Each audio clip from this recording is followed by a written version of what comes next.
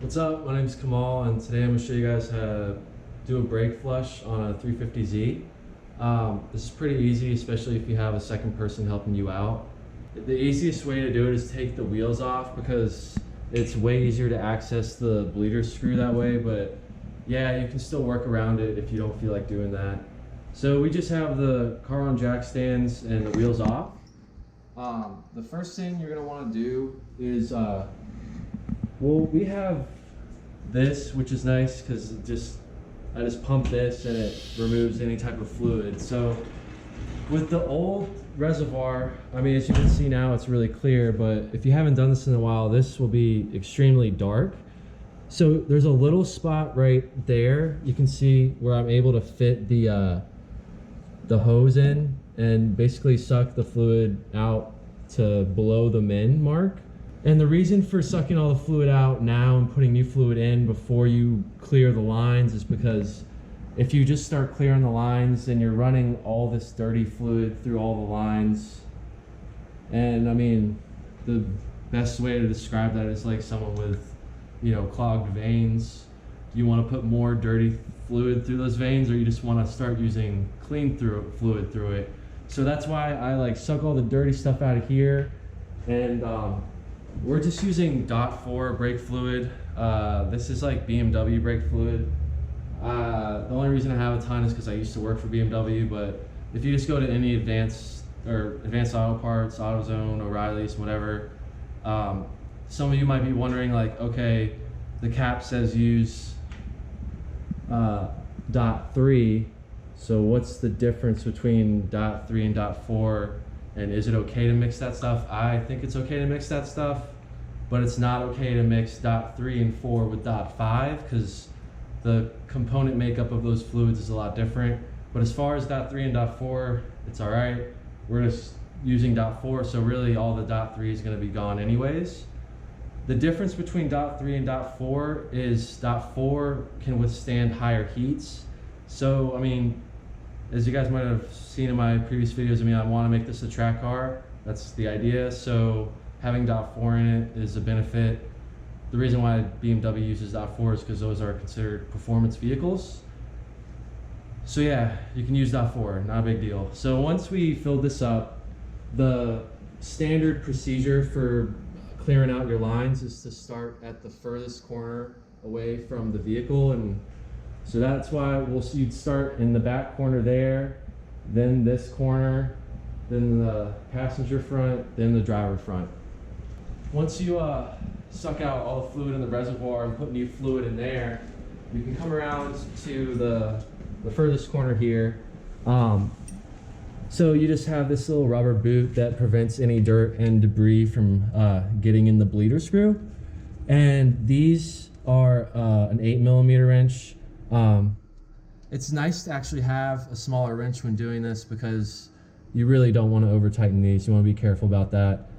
So we already did this side and that side. You basically just crack these open, and then when you see the fluid coming out, you'll see it dirty, and then that's why you have that second person. So my dad was in the car just steadily pumping the brake pedal after I had cracked this open, and I was just standing over here watching the fluid.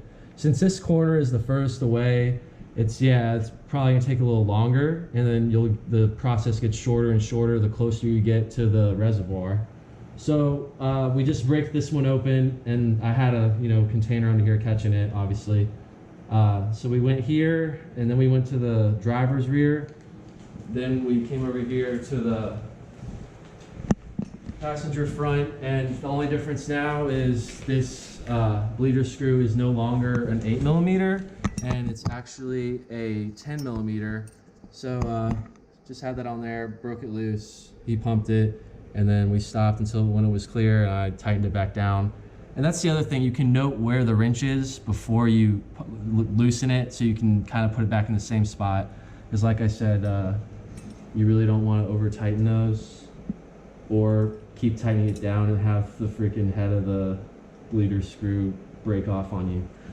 So the only other thing to note is throughout the process, like I have that one cracked, and leave it, he'd still pump it. I would just walk over here and kept checking the brake fluid reservoir, because you know when you're doing this, the fluid level is going to keep going down and down. So you want to just make sure it's right around the max. I mean, I even filled it up past the max since we know we're going to be losing a lot of that fluid. So, well, this is the last corner, and I haven't actually done this one yet, so we can show you.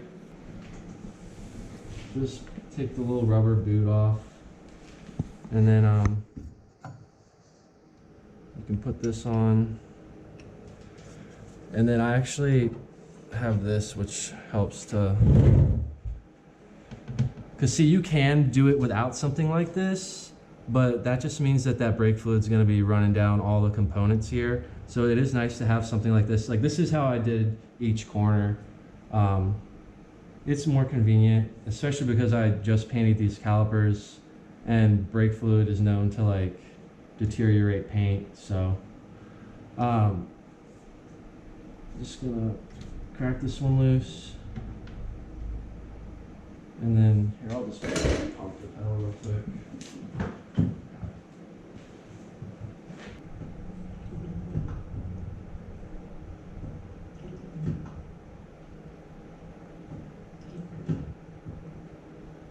I don't know if you guys could tell through here, but especially because this is like, the brake line is the shortest distance to the reservoir here, so was it pretty dirty or not really? No. So that's the idea, and then you'll tighten it back up, and then after you're done that with every corner, obviously just come back up here. You can see just from pumping it a few times how it went lower. It was a little higher before this. So just top it up to the max, and that's it. You're good to go. Thanks for watching. I hope this was helpful to anybody who wanted to flush their own brake fluid. It's definitely important. I know a lot of people will let that go for a super long time, but really the idea is, you know, the brake fluid is designed to absorb moisture.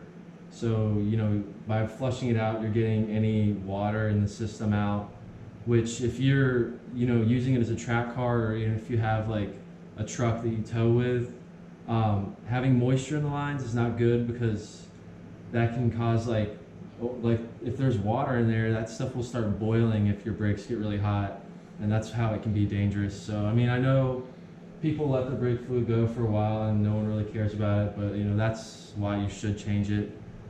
So thanks, I hope this was helpful. Please like the video and subscribe to the channel if you want to see what else I do to this car.